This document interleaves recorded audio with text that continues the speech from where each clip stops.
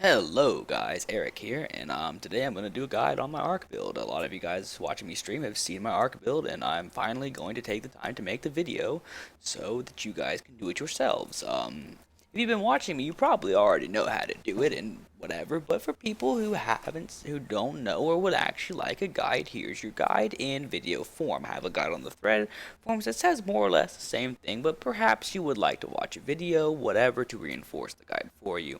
So here you guys go. Also, I would like to start doing videos daily, or not daily, weekly, really. Would probably be more in tune for what I'm prepared for, since it's really my first time making videos, and I'm kind of having fun with it. So, what is my arc build based around, other than just the spell arc? Well, I'm basing it around levels, because levels are arc's predominant source of damage and functionality. Arc at level 26, which is where Arc will be at the finality of my build, does 100% more base damage than Arc at level 20. So it will have a shit ton more damage without really putting anything into it other than using a +3 staff and an empower gem. And so my Arc gem right here is currently level 24, and it will in 2 levels of my Empower Gem be level 26. At level 26, the Arc Gem also gains a 7th chain, which will increase my clear speed and all of that, which is obvious, and I'm relatively excited for that. Other than that, I'm using a Call of the Brotherhood ring, just so I can chill everything and have that higher survivability. And then also on top of the chill, there's Temporal Chains, which I use with Curse on Hit and Herald of Thunder, which stacks with chill and slows everything by a substantially higher amount. And so I more or less never get hit. It's actually pretty nice, and it's one of the smooth mapping experiences I've ever had, really. Like, honestly speaking, I've cycloned, I've flame totemed, I've everything really. I've reaved, I've lightning arrowed, I've ice shotted. I've done a lot of different builds, and I've done them all through 80, level 80, and I've done past 75 maps. And this really is one of the smoother map progressions I've ever had. I have a nice healthy health pool. I have a nice source of damage. I'm sitting at a solid. Alright, what the heck? Let's pop this golem. Alright, 18.735k DPS.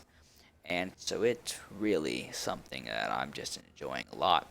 Now I'm going to run a little map for you guys so I can kind of show you the damage I do, what you kind of expect to see. I don't know. I just want to run something I can run without dying while I'm talking, because that's kind of a thing I do.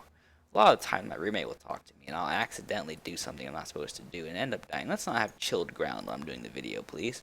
There we go. That's completely, utterly fine, and that is also completely, utterly fine. Put that on there and roll it up.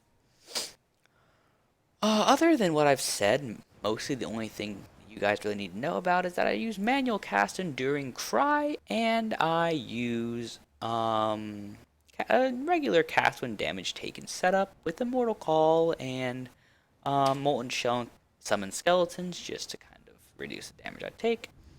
I have Celestial Judgment, Celestial Punishment, for the obvious damage increases. I get health where I can because it's hardcore. And I got some jewel sockets. I'm going to get this jewel socket and this jewel socket, so I'll have about 5 jewel sockets at the end of this build. And so, I'm looking forward to this a lot. By the time I have jewel sockets, and by the time I have... Oh, let's just kill all you bastards. By the time I have all my jewel sockets, by the time I have a level 20 arc gem, by the time I have another 2 levels on my empower gem, I'll have around 23k DPS if I change nothing about my build. If I have really good jewels, I'll have 25k DPS, but if I change no gear, no jewelry to have increased damage or anything, I'll have about 25, 26k DPS, which is plenty to progress into the higher tier maps. Plenty of about 6,000 health. I'll be in a good place to do 78 maps. And I'm really looking forward to that. So let's just go around and kind of give these monsters a little beating to kind of show you guys what I can do. This is a elemental resist pack, and they die fairly quickly with no damaging curses. If I think a monster is going to give me a bit of trouble in terms of tankiness, I go ahead and put on the monster elemental weakness because I can't use conductivity so well because I'm using a Call of the Brotherhood ring.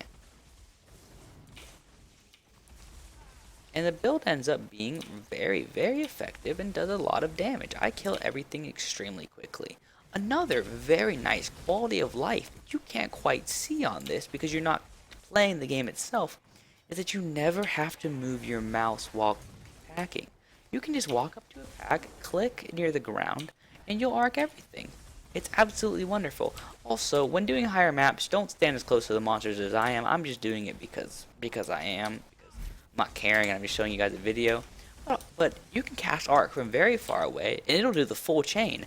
I've been in little corridors shooting from this far away, and it kills way, way, way past the monsters.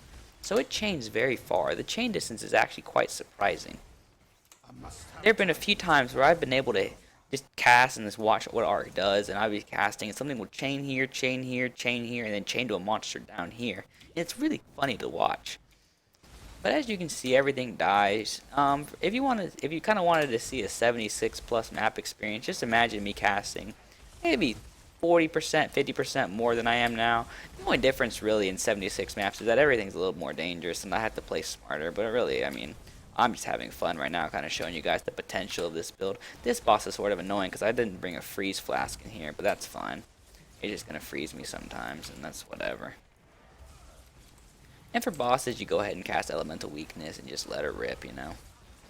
And as you see, it dies fairly easily. No big deal, nothing challenging. You just stood still and held down right click.